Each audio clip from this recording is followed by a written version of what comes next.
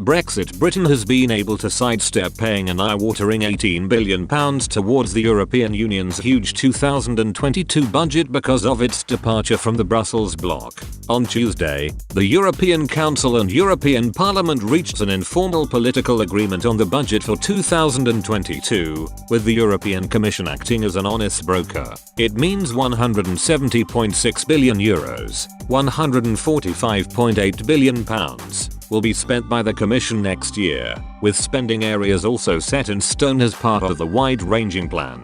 The huge funds will come from contributions a small number of net payers make to the EU's budget. During previous years, the UK has had to pay over 12.5% of the agreed total, and for 2022, this would have amounted to more than £18 billion, according to a new report from Facts4EU.org. But Brexit will see the UK sidestep this at a time when global economies are recovering following the spending of billions of pounds to help their respective countries bounce back from the devastating COVID pandemic. In its report, Facts4EU.org said it used a very conservative estimate of 12.5% of the cost, being the absolute minimum which the British people would have been paying towards the political priorities of the Brussels autocrats next year. Next year, the EU budget will be spent on the single market, innovation and digital, £18.40 billion, cohesion, resilience and values, £53 billion, common agricultural policy and green agenda, £48.4 billion, migration and border management, £2.60 billion, security and defence, £1.1 billion, payments to possible new joiners and foreign aid, £11 billion, EU admin, £9.10 billion, and thematic special instruments, £2.2 billion.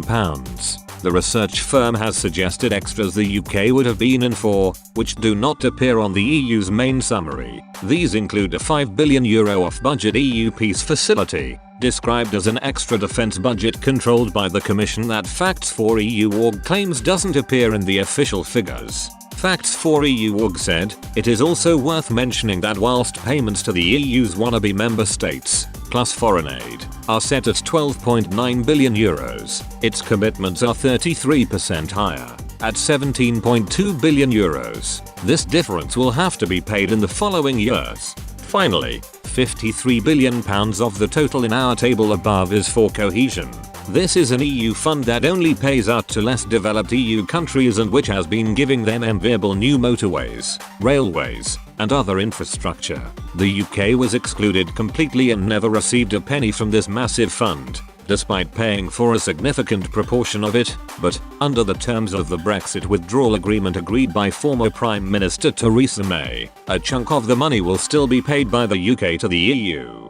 Despite formally leaving the bloc on the 1st of January 2021, in January, Facts4EU.org revealed Britain had paid the EU £41 billion in continuing contributions from the Leave vote in 2016 until the end of 2020. It added that, under the terms of the withdrawal agreement, the UK will continue to pay into the EU budget until 2064. The official figures of the UK's contributions to the EU do not include its large payments into the EU's off-budget funds. Despite this, Facts4EU.org said the UK has had a lucky escape by not having to pay its usual eye-watering sum into the EU's lofty budget.